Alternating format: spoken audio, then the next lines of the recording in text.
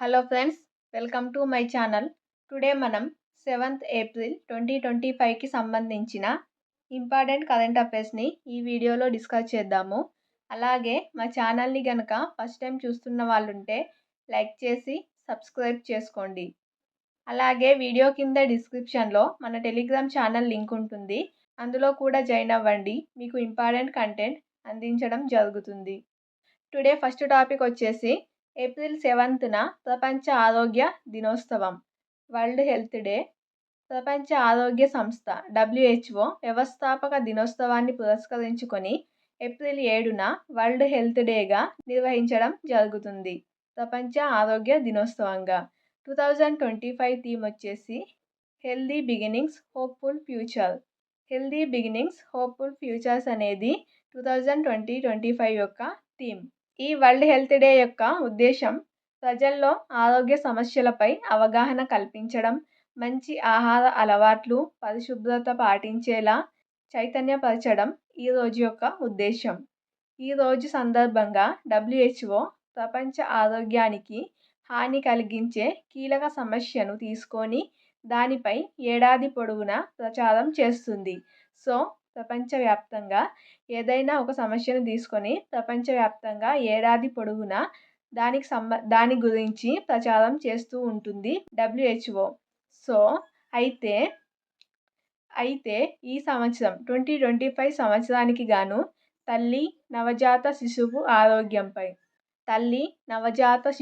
ఆరోగ్యంపై దృష్టి పెట్టింది.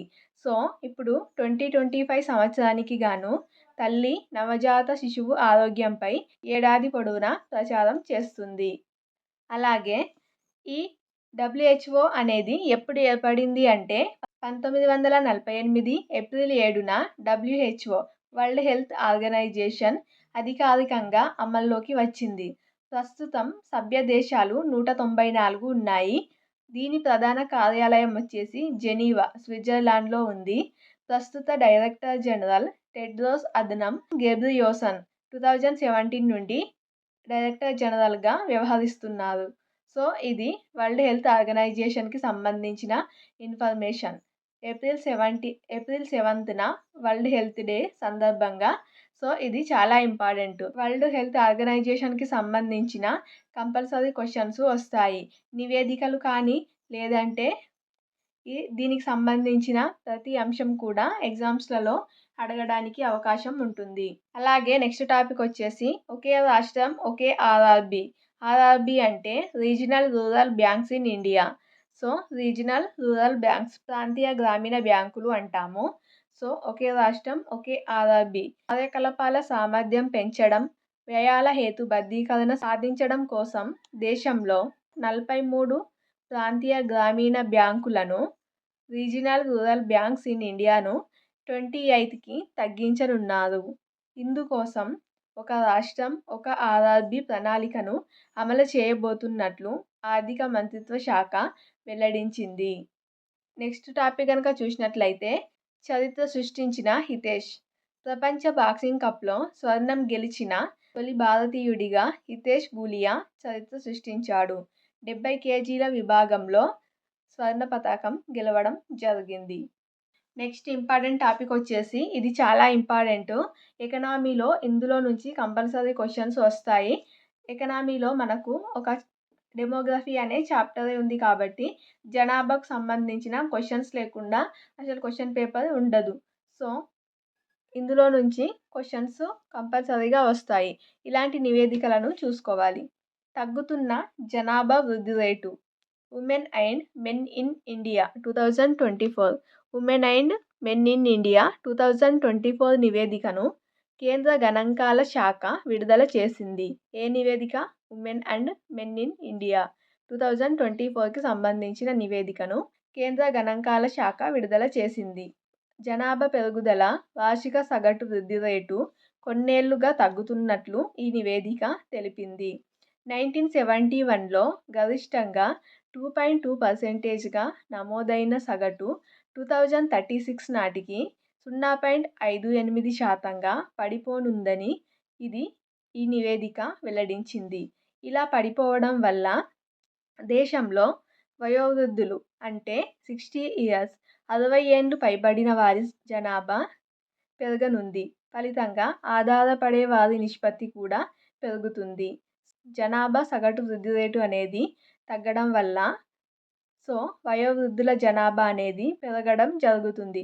దీనివల్ల ఆధారపడే వారి నిష్పత్తి కూడా పెరగడానికి అవకాశం ఉంది అని ఈ నివేదిక తెలిపింది.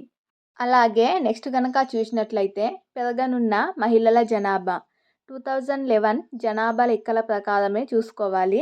ఎందుకంటే 2011 జనాభా లెక్కలు అయినాక మళ్ళీ జనాభా గణన జరగలేదు కాబట్టి 2011 జనాభా లెక్కలనే ఆధారంగా తీసుకుంటారు.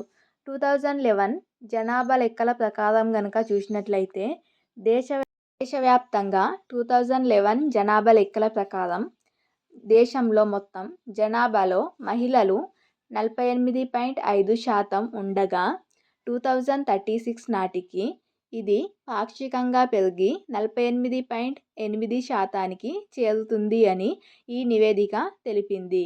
ఇదే సమయంలో అంటే 2011 జనాభా లెక్కల ప్రకారం చూసినట్లయితే పురుషుల జనాభా 51.5% నుంచి 51.2%కి తగ్గనుంది అని నివేదిక తెలిపింది.